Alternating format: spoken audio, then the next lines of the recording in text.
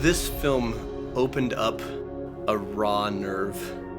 The sad reality of life as a kid is you want adults to make it better, and at some point you learn that they can't.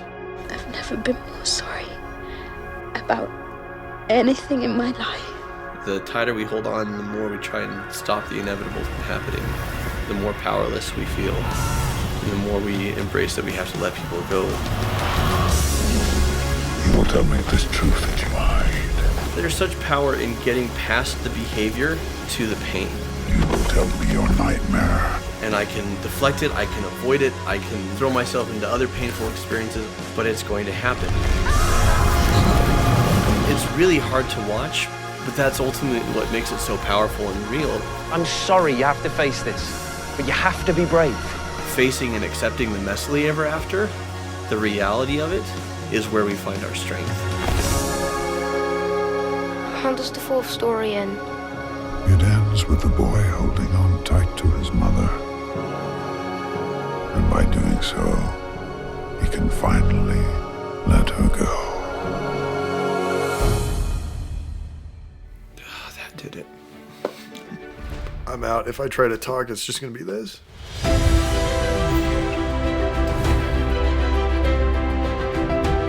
Hello and welcome to Cinema Therapy. I am Alan Seawright, professional filmmaker who needs so much therapy, and this is... Jonathan Decker, licensed therapist who loves movies. What are we doing today? Well, Jonathan, today, thanks to one of our Kickstarter backers for Moonstruck, a short film that you will be able to watch soon on the Telekinesis channel, my company's channel, some of the top backers were able to pick episodes for us. Yes. And our backer Taylor decided to have us react to A Monster Calls, and I decided it would be great to watch you cry for once. Yay? Do you really think you have a chance against us, Mr. Cowboy? Yay? Ah, yes, A Monster Calls that answers the age-old question, what if after taking down Isengard, Treebeard took up child psychology?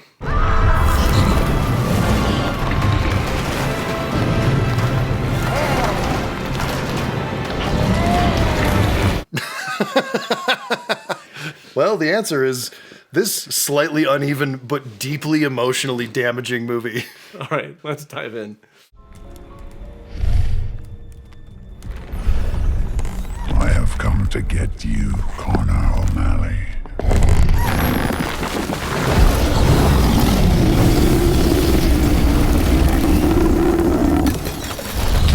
Why don't you run, Connor O'Malley? Why don't you run for your mother? You leave her alone! I'm not afraid of you!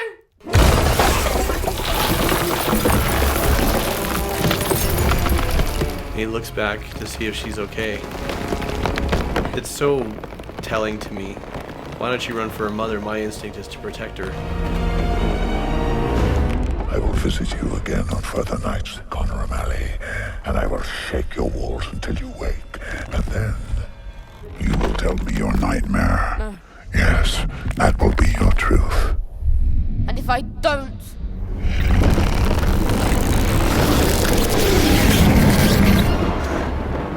Oh, man. It's so obvious from very early in the film that his mom is sick, it's probably cancer, and she's dying. Yeah. But because it's a magical world, maybe she's not going to die. Yeah. And it kind of keeps you on that knife edge for a longer time than you would expect it to work. You struggle against it for as long as you can, and at a certain point, You just accept it. yeah, this is what's happening. And at that point, you pivot towards, what am I going to do with the time I have left? And at the start of this story, Connor's mom, and especially Connor, are fighting it with everything they've got. Yeah. It's a story of mortality. Yeah. You know, it's a story of Treebeard comes for us all. I don't know what the monster's name is. He's going to be Treebeard to me. I'm sorry. Don't be hasty. This film opened up a raw nerve. Yeah. There's just this nonstop sense of dread and fear involving a child. That it's really hard to watch, but that's ultimately what makes it so powerful and real, is because for the kids who are, my parents live in different places. I'm going to lose a parent. I'm going to live in a home that I don't want to live in. I'm being bullied at school. And there's no Christmas Story There's moment. no escape from it. For him, there's no relief. And that's what made it so hard for me to watch. I mean, ultimately, it builds to this very beautiful place of catharsis and relief. Yeah. But only after most of the running time is this unrelenting, like your heart breaks for this kid and you just want to hug him. Yeah. And it's not getting better. Right. Because the sad reality of life as a kid is you want adults to make it better. And at some point you learn that they can't. Thank you to Helix Sleep for sponsoring this nap time.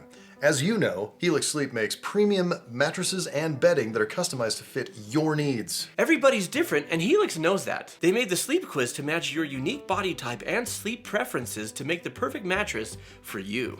They have something for everybody's taste. I took the sleep quiz together with my wife to find a mattress that's the perfect compromise for both of us. I'm a back sleeper, and my wife is a side sleeper, and we both like our mattresses medium firm. So Helix matched us with the perfect mattress for us, which was the Helix Midnight Mattress, based on our results. The best part is that Helix delivers your mattress right to your door for free within the US. It comes rolled up in a box, and it's super easy to set up yourself, like super easy. Like, I had no problems with it. You guys, we got a new mattress. Come on. I don't have a bed! I don't have a bed. Lift it from the bottom. Lift it from the bottom. Good job, good job.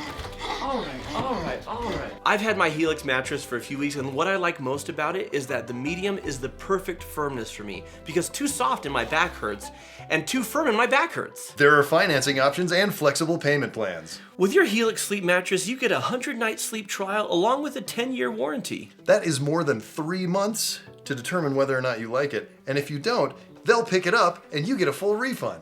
Now, it's time to roughhouse with Dad. We're so in love and we're family. Oh my gosh. Oh, I love being your papa. It's the best.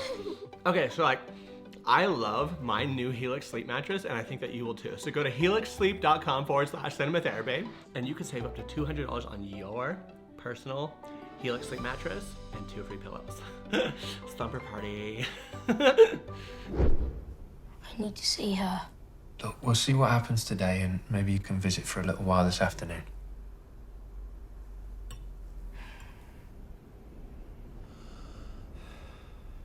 I can see how upset you are. I didn't mean to. I don't know what happened. Worst things happen at sea. What does that mean? Aren't you going to punish me?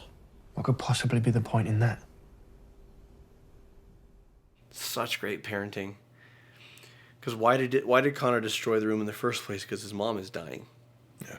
You know, and he's just so full of impotent rage, and by impotent I mean you can't do anything about it. Right. Right. The powerlessness of I'm going to lose her, and I can deflect it, I can avoid it, I can throw myself into other painful experiences, I can do all sorts of things, but it's going to happen. And there is, you've heard me say it on the show before, there is a real power in catharsis. Mm-hmm. Now, I love that Grandma comes home and sees everything, and then she just smashes the one thing that's not smashed. Just for good measure. There's such power in getting past the behavior to the pain. Yeah. And oftentimes when we're dealing with children, all we see is this behavior that is inappropriate, or that is destructive, or that's going to cost me all this money, or that makes our family look bad, or a million other things where we're focused on the behavior instead of what's going on inside. In our Fight Less, Connect More course that you can take on our membership site right here, I talk about something called the shared nucleus of emotion, where if you imagine like a cell, like a biological cell, and in the center is the nucleus, the cell wall represents behavior. And we usually just see the cell wall, we see what the other person is doing, and we try and correct, you did this wrong, or you're going to get punished now, so you never do this again. And we try to correct instead of trying to understand. Yeah. And if you bypass the wall and go to the center is emotion.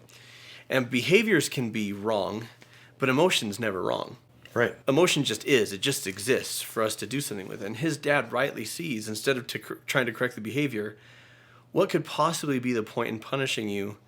you're already going through hell. Yeah, you're being punished. This was an outgrowth of the punishment that's happening to you. Yeah. There's no... The circumstantial punishment of you being bullied and your mom dying and your family living apart and your parents being divorced and all these things that are outside of your control. And this was the one thing that you had control over. You could smash the hell out of this room. Yep. I'm sure you knew it was wrong.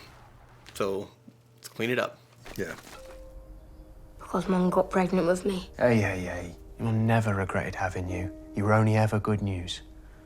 And I know that for a fact, because the one thing she regretted was marrying me. Why did she marry you then? Because I'm handsome.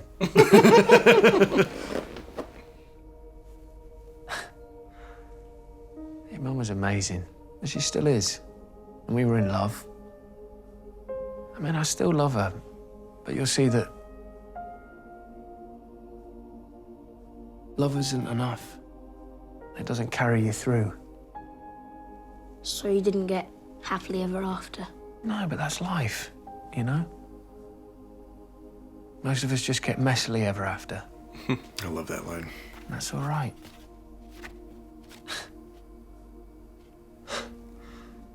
Even I'm happy you turned out like her.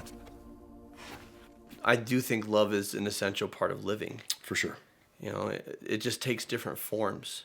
The beautiful thing about love, and one of the things that you get from this film, is that love isn't always making things better. Right. That love is sometimes, it's not going to get better, but you're not going to go through it alone. Yeah. That most of us get messily ever after. I think we find happiness in the messiness, and I think we recognize happiness as a state of gratitude as opposed to a state of, I don't have any problems. Everything being perfect, yeah. Yeah, like my problems are solved and now I can finally be happy. Because the issue with that is the stresses continue. Sure. Non-stop. Yep. The disappointments continue, the struggles. And I've had this where I get stressed because I'm like, oh gosh, what else is wrong? Can I just have peace? And the answer is no. No. No, you can't. Access denied. Access denied. I mean, you can have inner peace. Sure. You can have inner peace of no matter what happens around me, like I'm going to be true to my integrity. No matter what happens around me, I'm going to be kind and compassionate, and I'm going to deal with things the best way I know how. But sorry, like, no, you won't get a reprieve. Mm-hmm. Life is hard. Yeah. So what happens now? What's going to be the next treatment?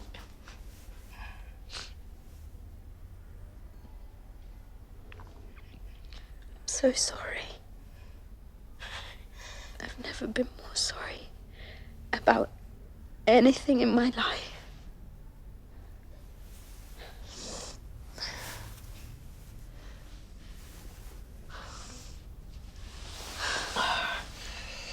It's okay that you're angry, Con. It really is. I'm pretty angry too, to tell you the truth.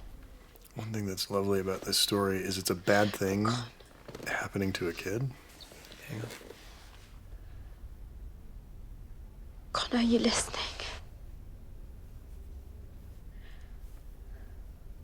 One day, if you look back and you feel bad for being so angry, you couldn't even speak to me. You have to know that that was okay.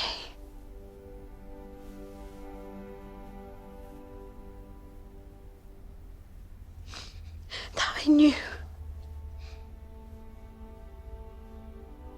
Because I know everything you need to tell me without you having to say it out loud.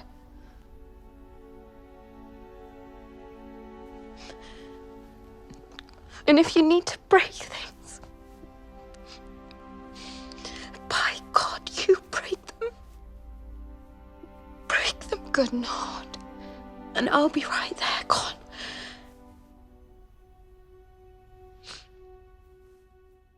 Oh, that did it. There you go. I love that this is a film about a kid going through a really, really difficult thing, and he's surrounded by just wonderful adults. Yeah. That's one of the great things about storytelling is modeling.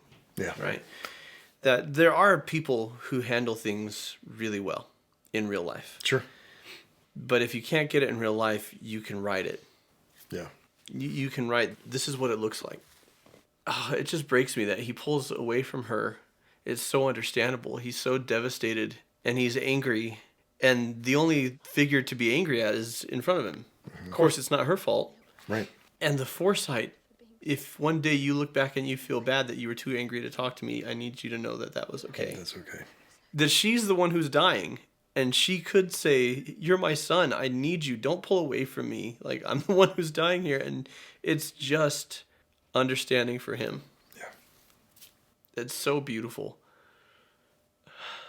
If you need to break things by God, you break them. Here you go, Larry. You see what happens? You see what happens, Larry?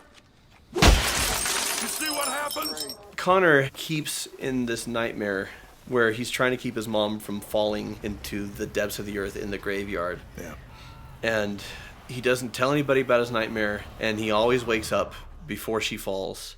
And it's the most traumatic, like every time I watched it, it's so awful. Yeah. And we're going to get to the truth of things. You're the one who called me, Connor O'Malley. I called you! It was to save her! It was to heal her! I did not come to heal her. Yes, you did! I came to heal you. Me! I'm the one who needs healing! How many times do I have to tell you? My mum's the one who... Ah!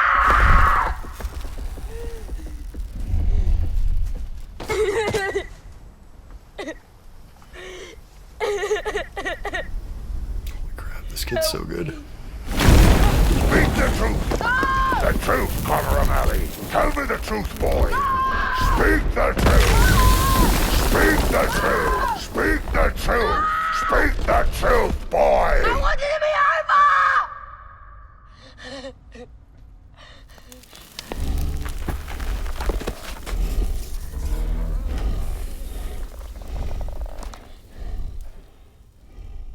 I can't stand knowing that she'll go.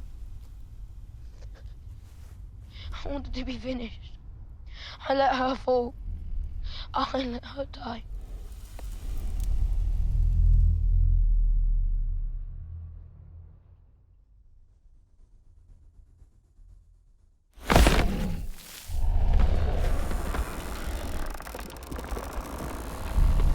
The sound design on Treebeard is crazy. I mean, it's woody, but it sounds like creaking doors and stuff, not necessarily branches That blowing. was brave, Connor. So Finally big. said it. Why didn't it kill me? I deserve punishment. I deserve the worst. Deserve the worst. I started to think how much I wanted it to be over. I couldn't stand how alone it would make me feel. A part of you wished it would end, even if it meant losing her. I let her go. Could have held on for longer. I always let her go. And that is your truth, Connor O'Malley. I don't want it to be there. Now it's for real. Now she's gonna die and it's my fault. And that is not the truth at all. You were merely wishing for an end of pain, your own pain. It is the most human wish there is. I didn't mean it though. You did, but you also did not. How can both be true? Because humans are complicated beasts. You believe comforting lies while knowing full well the painful truth that make those lies necessary. In the end, Connor, it is not important what you think. It is only important what you do. So what do I do? What you did just now. You speak the truth. That's all. You think it's easy? You were willing to die rather than speak it. The part on the plane that just sent me is when he says, I didn't come here to heal her, I came here to heal you.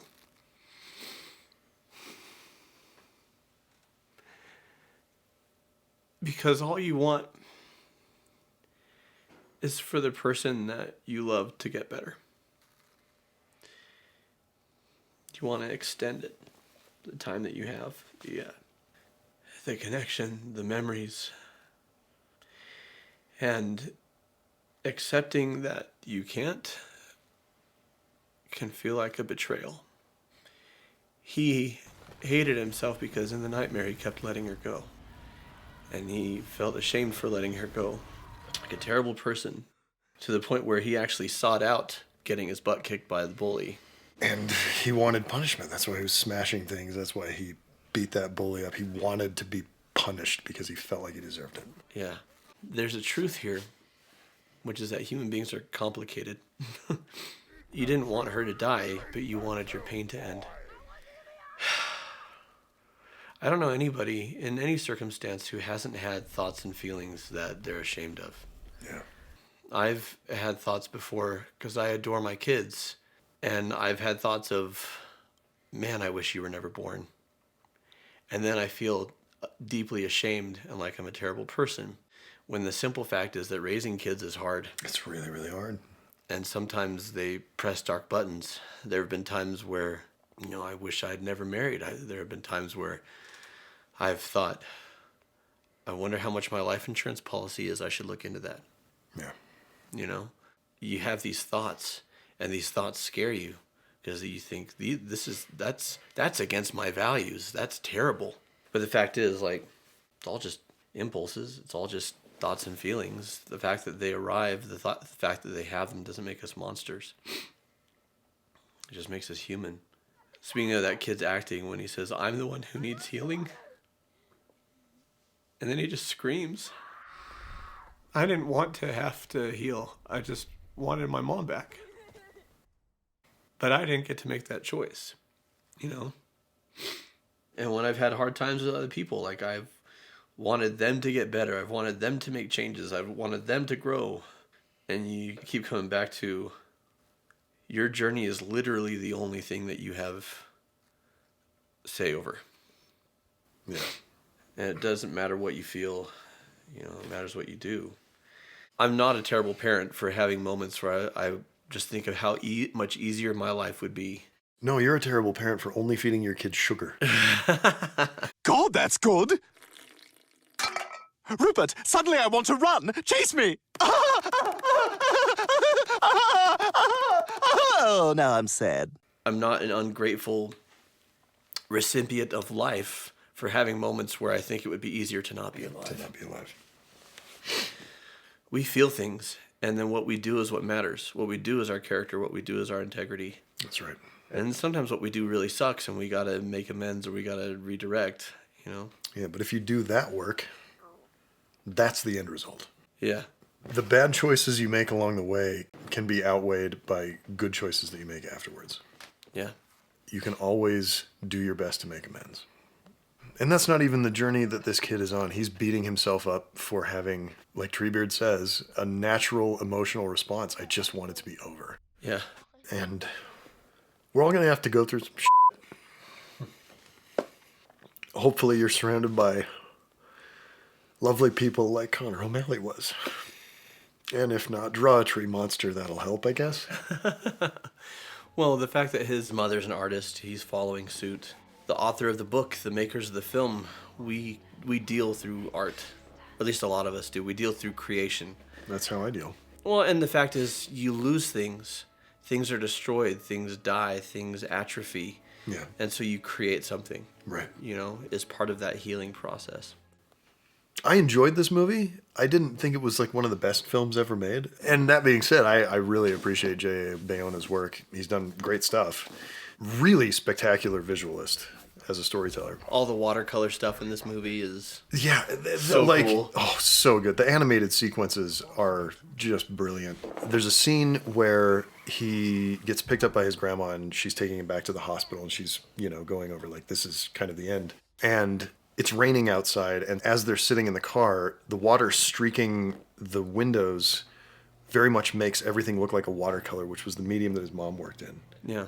And it's just a beautiful scene, well acted, and emotionally affecting, but just the detail work that the filmmakers went into to, put that kind of thought into it. Because there's very few things in movies are accidents. Sometimes they are.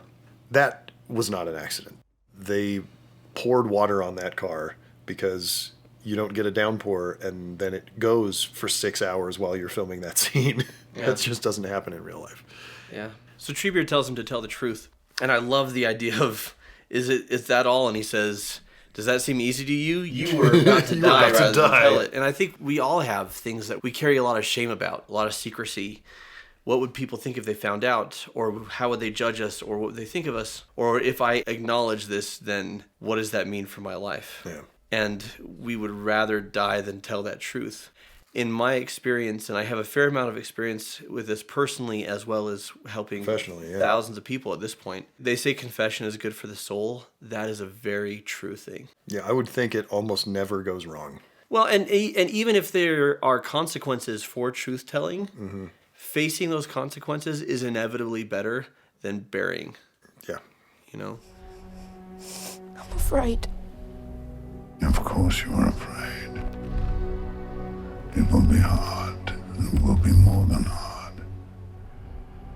But you will make it through, Connor O'Malley. You'll stay. I will be right here.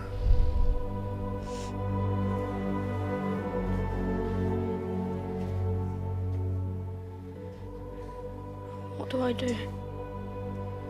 Now all that is left is for you to speak the simplest truth of all.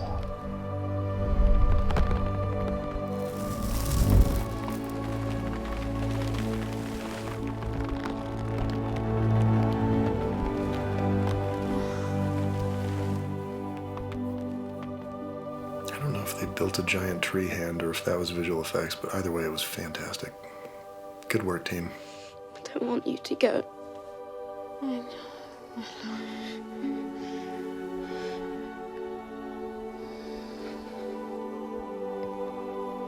I don't want you to go.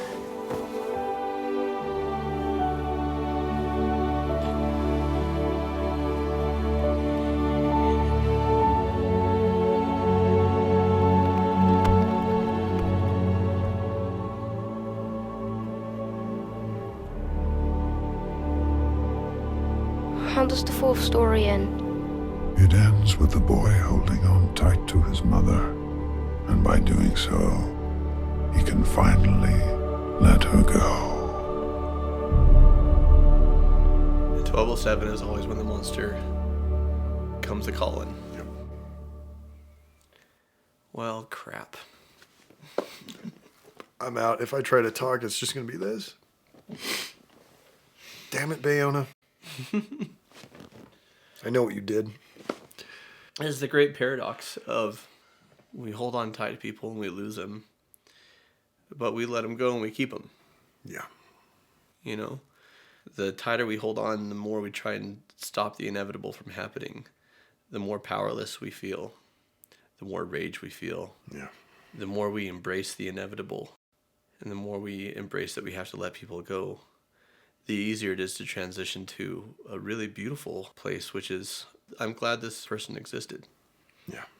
This is proof positive that sometimes what you need isn't the most enjoyable thing, it's the thing that you need. Right. Treebeard tells all these stories that Connor was like, why are you telling me this? This is a terrible story, but they actually were what prepared him to heal. Yeah. And we don't need comforting platitudes. Sometimes it's nice to escape into the happily ever after, but facing and accepting the messily ever after, the reality of it, is where we find our strength, because we're not hiding from things anymore, and that's what Connor was doing for so long. We can't hide from it, we have to face it, and that's where we find it. That's where we find that strength. That's right. So until next time, you're going to tell me stories? Because I'm handsome. And watch movies. Who's the good guy here? There is not always a good guy, Connor O'Malley. Nor is there always a bad one. Most people are somewhere in between. So how's all this meant to save me from Grandma? It is not her you need saving from.